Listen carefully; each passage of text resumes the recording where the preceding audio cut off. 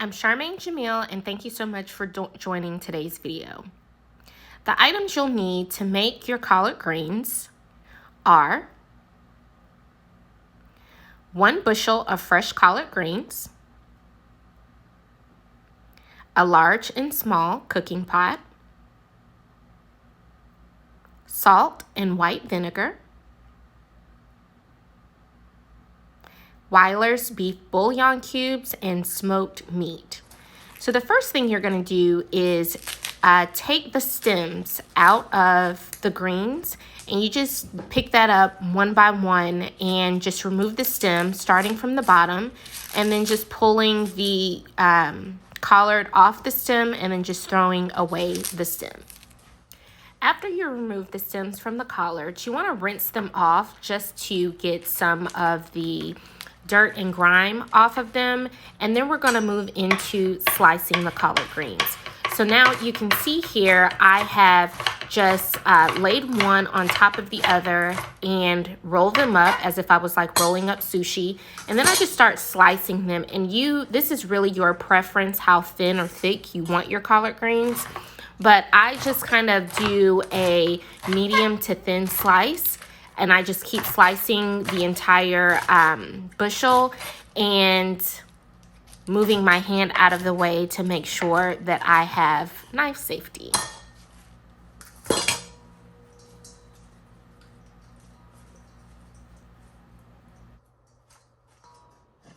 Now that all of our collard greens are in our pot, we're going to add our salt, a couple of twists of salt to our pot, as well as add our white vinegar.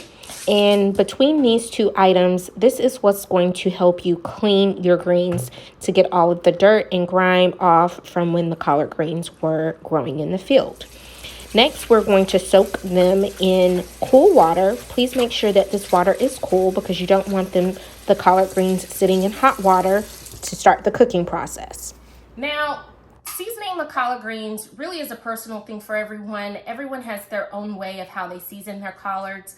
I personally like to get a smoked meat, and so today I'm going to use the smoked neck bones. I typically use smoked turkey, like a big turkey, smoked turkey wings, but they just didn't have that in the store. So I opted for the smoked neck bones, and then I like to let this be the salt for my collard greens because I don't like adding a lot of salt or just eating collard greens that are just, filled with salt. And then for the seasoning part, I use the beef Weiler's bouillon cube. Personally, I think this is like my secret weapon. And so this actually gives it really good flavor. And so once the collard greens simmer between the smoked meat, the beef Weiler's bouillon cube, and having just a little bit of vinegar in there from them soaking, that is pretty much how I flavor my collard greens. And if I need to add any other flavors after that, then I can just add it to taste. But my secret weapon is the Weiler's bouillon cube, and it has to be Weiler's because if not, then I just don't cook the collard greens. All right, so I have my 3 bouillon cubes in with my meat, as well as I'm gonna put a 4th in there. Another one of the things that my grandmother taught me was to make sure I have another small pot of water always on the stove that's boiling, that's seasoned with the same seasoning. So I put the bouillon cube in there as well, because as you start cooking your greens and the water starts evaporating out of your pot, when you want to add more water in there, you don't want to add just cool water because that slows down the cooking process. And then you don't want to add just, plain water from the tap, because then when you add more water, that waters down the seasoning within your pot. So if you have a small pot on the stove cooking, when it's time to add water, you're basically adding hot water with the same seasoning, so it doesn't slow down your cooking process and it doesn't water down your the flavor in your meat. So I'm gonna let that start. Okay, so this the pot of greens has been sitting and soaking, And remember, this has been soaking in salt and vinegar water. So this is the most important part of cooking collard greens, if not, I don't know. It's just the most important part, because if you don't do this part thoroughly and correctly, when you cook your collard greens and it's time to eat them, you're going to taste little pieces of sand and dirt from when the collard greens were growing in the field. So you really want to make sure that you thoroughly go through and rinse and, you know, really get in there to get all of the sand and dirt that was basically left on the collard greens. So essentially that's why I put in the salt, so that the salt can help rub against the collard greens to get all of the grime and the sand and the dirt and all that other good stuff off. And then also what I didn't show is that before I start slicing the collard greens, I just take, you know, a spray and do a quick rinse of the leaf first. Then I start doing all of that other, the other process, but I didn't show you that earlier. But again, this is the most important step. So the first thing that you want to do is just kind of pull the collards. You know, you are going to lose a little bit of the leaves, and I'm trying to, as you can kind of see there, you see that the vinegar makes the water green, and you can kind of see those little extra pieces floating in there. But you just pour that out, and you'll be able to see, you see all of that. That's why we use vinegar to clean them. But, and I know you can't really see it, but there are just little grains of sand in there, and that's what you just want to make sure that you get completely out. So you just basically go through with cool water, because you don't want to use hot water, because you don't want to start cooking the greens under your hot water in your sink.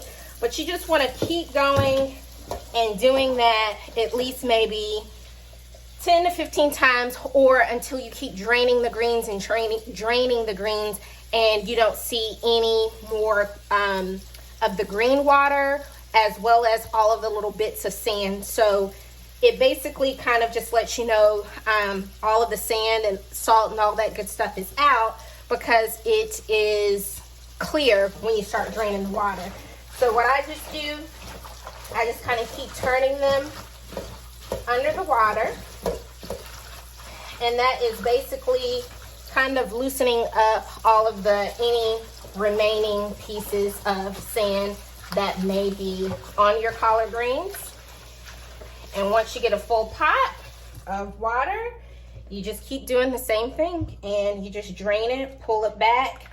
You see that the water still has a little green to it, and you just keep doing that until you get clear water and not little bits of sand in the pot.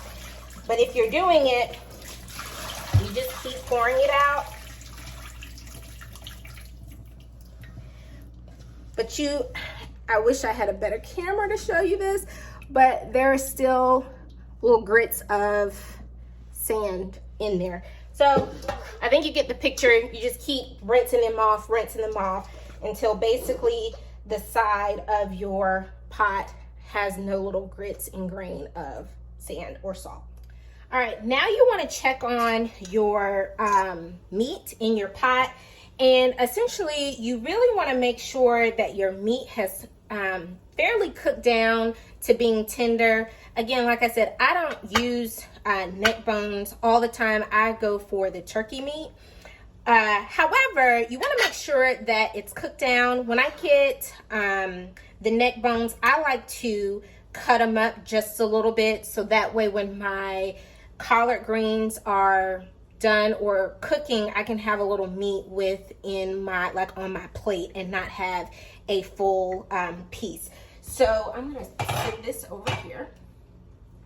So that's why I just technically just kind of slice some pieces off. I still have and make sure that I keep the bone, but that way I can have some tender pieces of meat that are already kind of cooking in there. But essentially, I'm going to kind of bring this over. You see that the pot is really potent with the bouillon cubes as well as the salt from the smoked meat that I had in there. So I am going to make sure this camera doesn't fall over. Okay. So I am going to add those pieces of meat back to my water. And essentially I always check on my meat first before adding my collard greens, because collard greens do not take a long time to cook. A lot of times you just kind of keep them on the stove on, medium to low heat, because you want them to simmer and really get all of the seasonings from the pot in there. But you really want to make sure that your meat has really cooked down really good and it's really tender before adding in your collard. Okay, so now that we have thoroughly rinsed and rinsed and rinsed, and I counted how many times I rinsed my collard greens, and it ended up being about 25 times, just so that all of the sand and all of that good stuff is off of it. So then what you want to do is make sure that your heat is well, mine has like little numbers, so I always just kind of cook it on a 6. I make sure it's like medium to high, because again, like I said, it does not take collard greens long to cook at all. So then you just add your collard greens in your water. And this is not going to be a big pot of collard greens. If you want to make a big pot of collard greens, you probably need like two big bushels, but I don't need all those collard greens. So I always just buy one big bushel that they have. And then I put my collards in my pot. Really let those get in there really good. And you always just want to make sure that you watch your water level. That's why you always keep your small pot on there. Put your top on, and then you just let them cook, let them simmer, but don't cook them on high, because you don't want them to cook so fast. But like I said, just keep them medium to high, between medium and high, just so they can cook. But once they start kind of turning a darker color, that's when you want to turn them down to a medium, to fully like a medium heat, and just let them simmer and just let them cook. Keep, stirring. I just let the collard greens sit on the stove, let them cook, and this is pretty much where we are at so far. And I personally like to let the collard greens like sit in the as what we call pot liquor. Sit in the pot liquor, and that basically gives it an extra season,